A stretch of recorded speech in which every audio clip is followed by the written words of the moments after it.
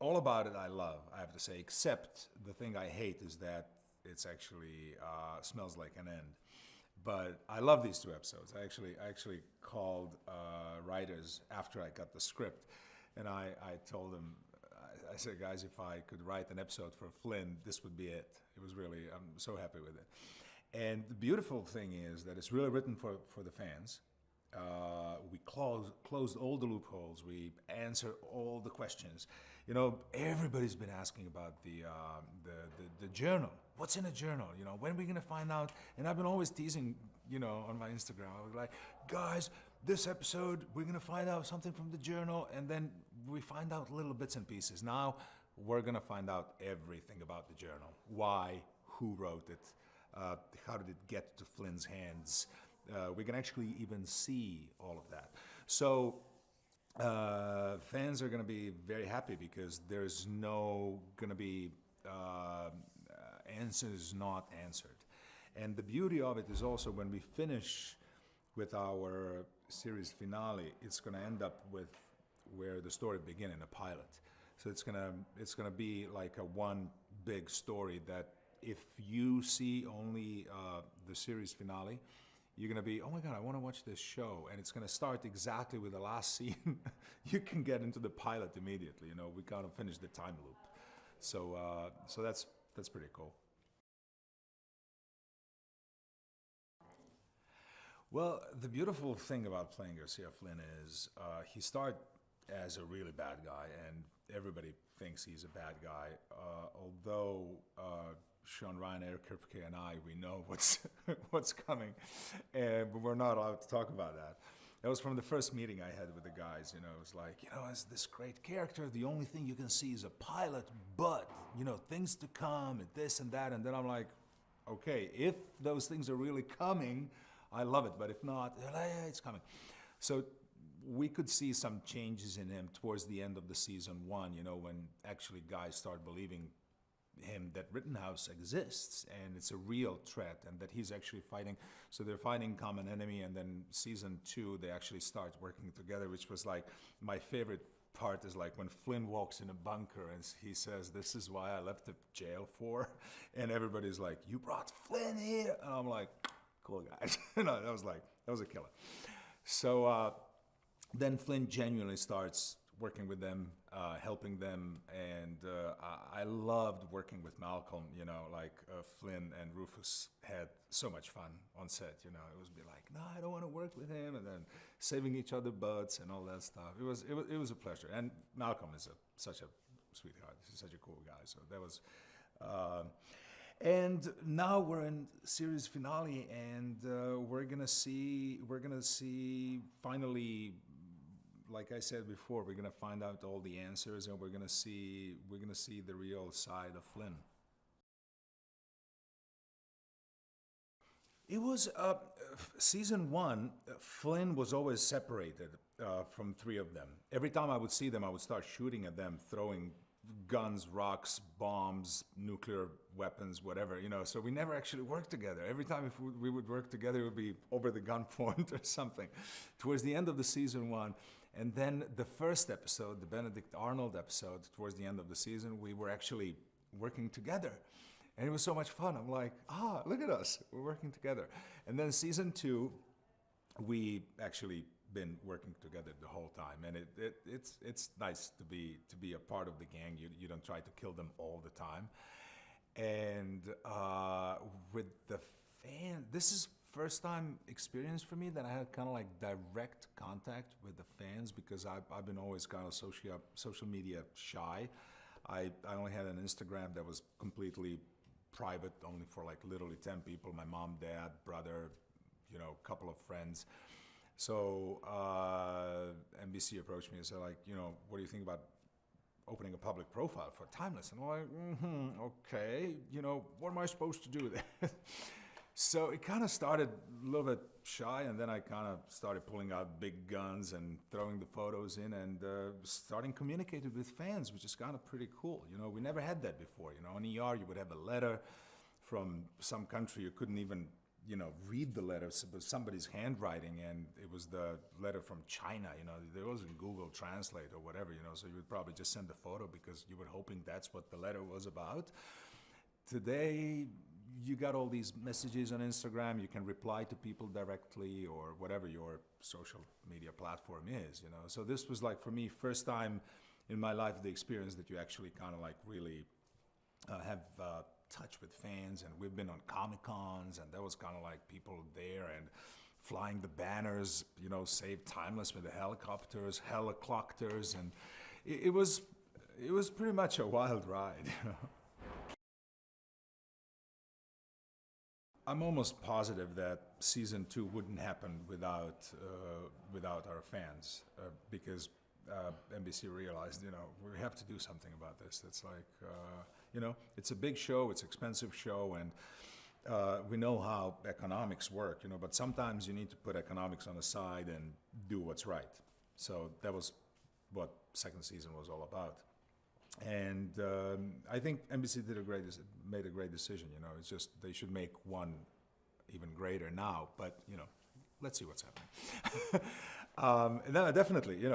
Fans were a big part of this show, and like fans, they're really actually focused, and they're like, they want to see the show going, and they're like, they know the details, and it's kind of a fandom.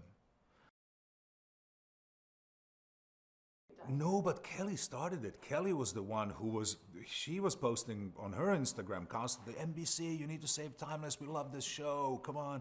So she started it, it's like people didn't just hijack Kelly Clarkson's posts, because they would consider that rude, but they knew she's the one who was kind of like instigating all of that, and she was like, every time she could, she was like, oh, tonight is Timeless, I hope you guys are gonna watch it, and stuff like that. So that's why,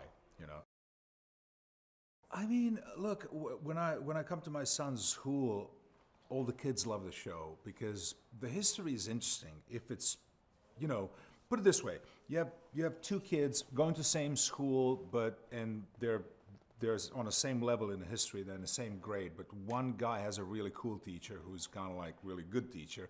The other guy has a teacher who's not good. This guy hates history, this guy loves history, that's all. So we're telling these stories in a really cool way. History is interesting. And we... Thank you. Yeah. And we've been telling all these stories that people, that they got kind of like forgotten through the history, that because of all different reasons. We're telling the stories of women, we're telling the stories of minority, we're telling the stories of these people who were kind of like history wanted to forget because they were not big enough, they were not powerful enough, And these stories are stories of an underdog, but they're real. They're real events in history. Like every time we would finish the episode, I would get all these people like coming and say, "What, you guys? Did you come up with that?" I'm like, "No, check it out, dude. It happens for real." People were like, so people starting. It happened. What happened with ER? And the end of the episode, people would say, "Okay, we can trust that this is a real medicine. What we saw in the show, because we had real technical advisors." Same thing with Timeless. In the end of the show, end of the episode, people would be, "My God, I didn't know about that. This is like amazing. This happened, and we don't teach our kids in school about this event. We don't know about this person that actually he was like this or like that." So that's something that would attract me to this show. And then the characters were done really cool. The chemistry between everybody. Time travel on its own, it's pretty good and pretty interesting. I mean, just imagine if you can do it, just as an observer. I mean, how many things you would do, where would you go? It's like, the chemistry of the whole show, I think it was great, especially by season 2 when we kind of get all our kinks out and everything. It was really smooth. And let me tell you, this is the first time in a while that I've been enjoying myself like a pig in the mud. Sometimes you do fun jobs, but there's a lot of work there that it's not fun work, because you have fun work and then you have like, if you have a scene riding horses around and, with a couple of lines, but then you have a lot of action and stuff like that, it's kind of fun. I mean, come on. You started as an actor when you were a kid because you wanted to put a different costume on yourself. I started like stealing my grandpa's hat, glasses, gloves, cane, pretending to be somebody else, and that's timeless. Every episode, you are in different costume, in different era, in different time, and doing all these fun stuff, fun things, So for me, it's like really kind of like, really like not going to work. It's kind of more playing. I mean, this is more work than actually what I do in front of the other cameras, like interviews. I actually did, because every once in a while, like I said, you have to put a lot of work into something before you start filming in order for you to have a really fun day at work. So one of my favorite episodes, I actually had only like one scene in that episode, but that one scene was one of my favorite. It was a scene when Flynn speaks Spanish with General Santa Anna during the Alamo in Texas. And I worked my butt off to get that Spanish down, and I remember coming on set and I was really ready and everything, and I've been speaking that Spanish like I'm Spaniard. And from that moment on, all my fans from South America, they stopped communicating with me in English.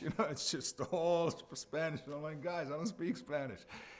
Although I'm better at it now, I have to say, because I did a couple of other things with Spanish.